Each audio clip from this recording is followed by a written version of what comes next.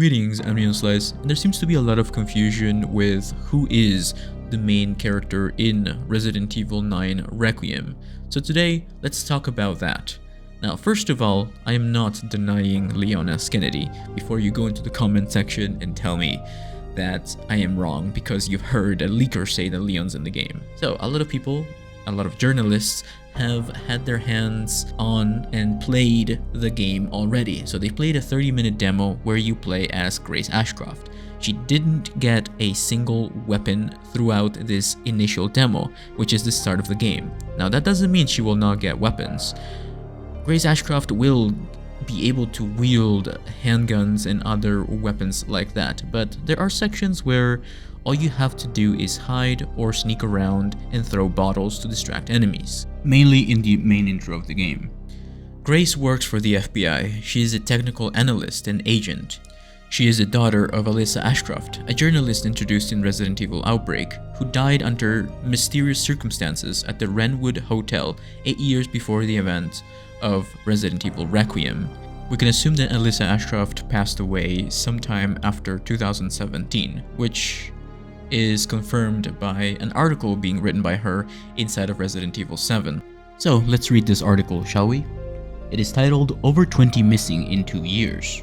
Captain Howell from State Police told reporters they have started a search for Helen Mitkiff, a college student from North Carolina who was traveling in Louisiana. Miss Mitkiff hasn't been heard of since the night of the 21st.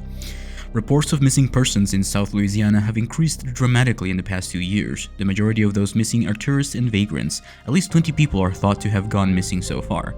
Police suspect foul play and believe there may be a connection between the incidents. Plans are in place to step up local interrogations and increase personnel to further the investigations. It was written by Alyssa Ashcroft on January 19th, 2016.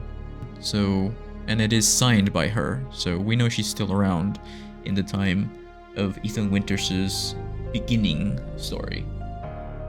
Grace returns to the same haunted hotel, possibly the one in Renwood, near the remains of Raccoon City, to investigate a series of mysterious disappearances, including her mother's.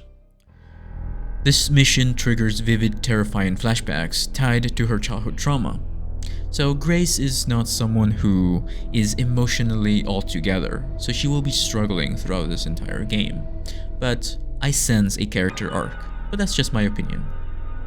In terms of gameplay and narrative, the game is survival horror, not just action. Unlike action-heavy protagonist of previous installments, Grace is vulnerable. She grows over the story, armed gradually and forced to rely on survival instincts, environmental tools like lighters and glass bottles, and smarts instead of brute force, at least at the beginning of the game.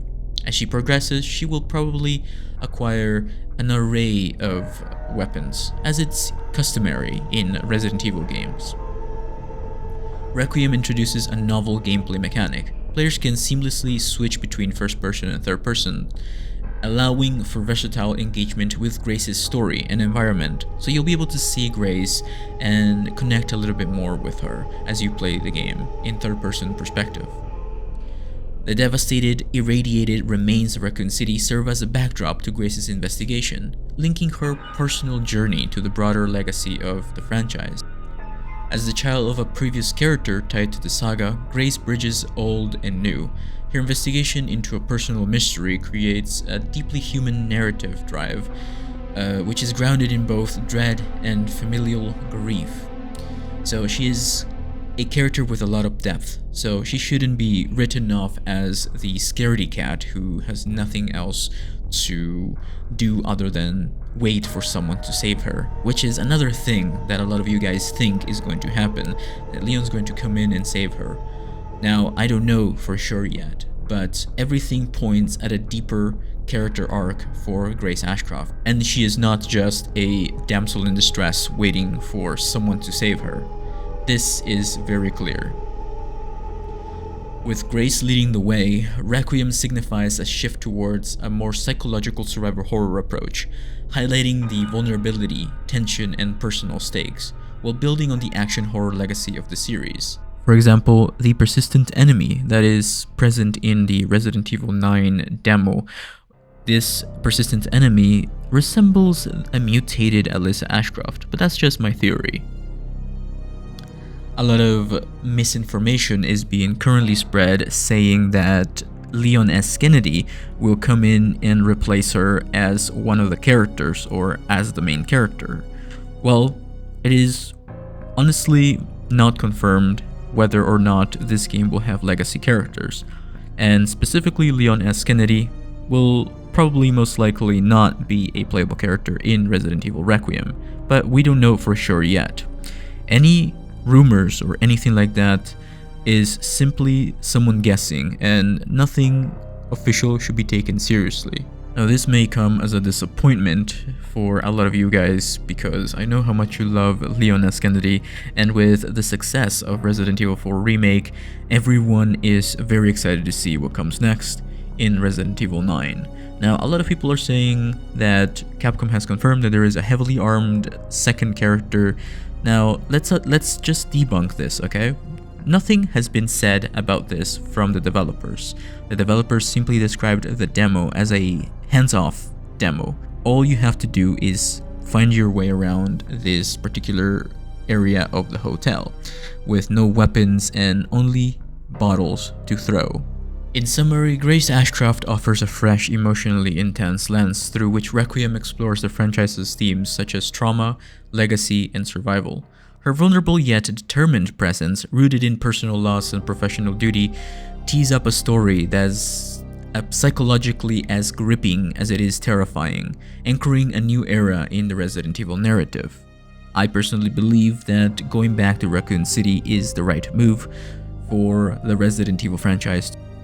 And I personally think we shouldn't be distracted by such trivial things as who the main character is, because to be honest, this is absolutely outstanding. Going back to Raccoon City, re-exploring that story, filling in the gaps, connecting the dots, and revisiting old fan favorite areas is something that should excite you, and it shouldn't make you upset that Leon is not in this game, if he isn't.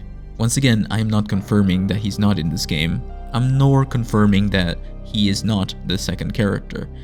All I'm saying is, all of these rumors and all of these fake leaks have you confused.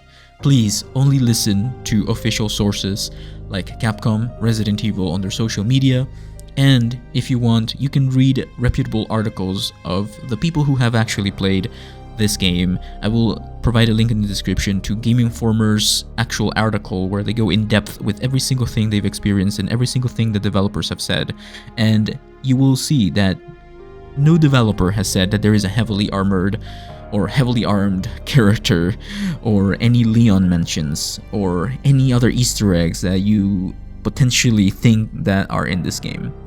Now, I would love to see the legacy characters in this game. I absolutely love Claire, absolutely love Leon, absolutely love everyone else, and Jill, and, you know, even Wesker. But realistically speaking, Resident Evil, to stay relevant, has to set up new characters and a new storyline. So this is the correct way of doing it. Connecting it to the original story and characters is the correct way to go, in my personal opinion. I personally am very excited to see Grace Ashcroft. I'm currently replaying through Resident Evil Outbreak. If you want to see me fail and rage, go check that out. And yeah, let me know what you think about this in the comments down below. Anyway, I'll see you next time. Bye bye.